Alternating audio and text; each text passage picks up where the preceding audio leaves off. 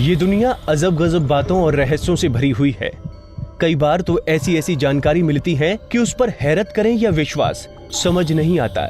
आज भी हम आपको कुछ ऐसी ही दिलचस्प बातों से रूबरू कराने जा रहे हैं। हम आपको भारत के कुछ ऐसे रहस्यमय गांवों के बारे में बताने जा रहे हैं जिनके बारे में आपने शायद ही कभी सुना हो। मलाणा, हिमाचल का एथेंस। हिमाचल प्रदेश के कुल्लू जिले में बसा है मलाणा गांव। ये गांव अपने आप में काफी रहस्यमयी और दिलचस्प है। सबसे पहली बात, आपको यहाँ पर कुछ भी छूने की इजाजत नहीं है। जी हाँ, सही सुना आपने, आप यहाँ कुछ भी छू नहीं सकते। अब इसके पीछे की वजह भी जान लीजिए। दरअसल मलाणा निवासी अपने आप को सर्वश्रेष्ठ मानते हैं। ऐसे में किसी बाहरी इंसान ने अगर उनके मंदिर, घर, यहाँ तक की दुकानों को भी छू लिया तो वो उस पर 1000 से 2000 तक का जुर्माना लगा देते हैं। यहाँ के निवासी भारत का संविधान भी नहीं मानते। इनके अपने सदन है और उसके अपने नियम कानून हैं, जिसका वो बेहद सख्ती से पालन करते हैं। इनका कहना है कि नियम तोड़ने से हमारे देवता नाराज हो जाएंगे, जिससे पूरा गांव तबाह हो जाएगा।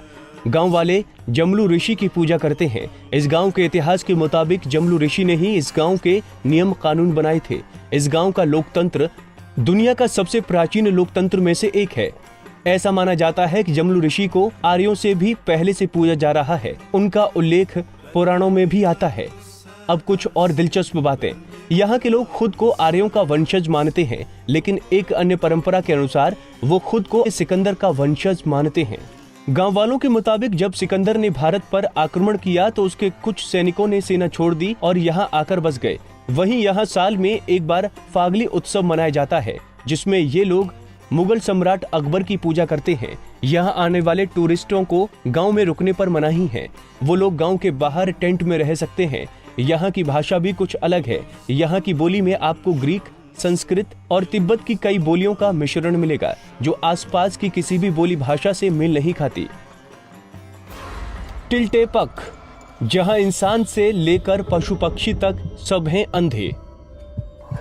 भारत में एक गांव है टिल्टेपक, जहां जोपोटेक नाम की जनजाति रहती है। इस जनजाति के सभी लोग अंधे हैं। इतना ही नहीं, यहाँ के जानवर से लेकर पक्षी तक सबकी आंखों की रोशनी खत्म हो चुकी है।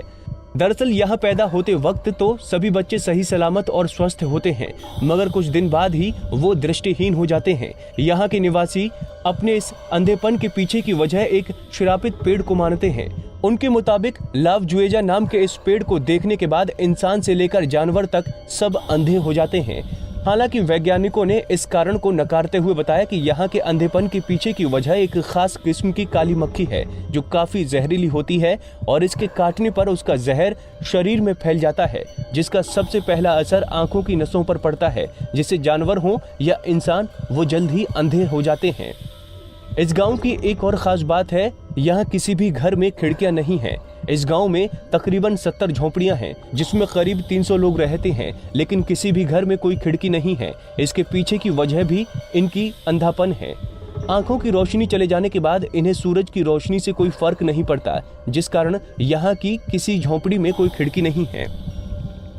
मत्तूर, इस गाँव में हिंदू मुस्लिम सब बोलते हैं संस्कृत।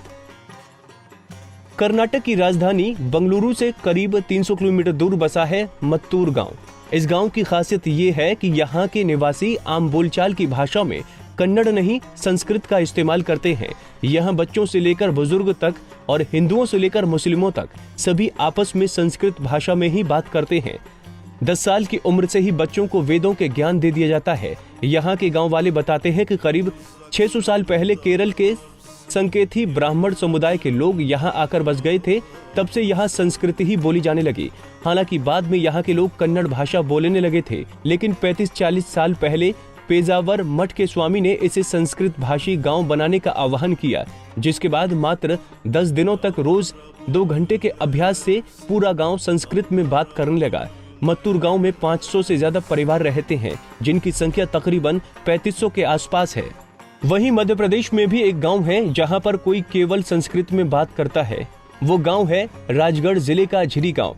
1000 की आबादी वाले इस गांव में 70% लोग संस्कृत में बात करते हैं। झिरी के लोगों के मुताबिक उनके गांव का नाम कर्नाटक के मत्तूर गांव से पहले आना चाहिए, क्योंकि मत्तूर में 80% आबादी ब्राह्मणों की है जिन्हें संस्कृत विरासत में मिली है।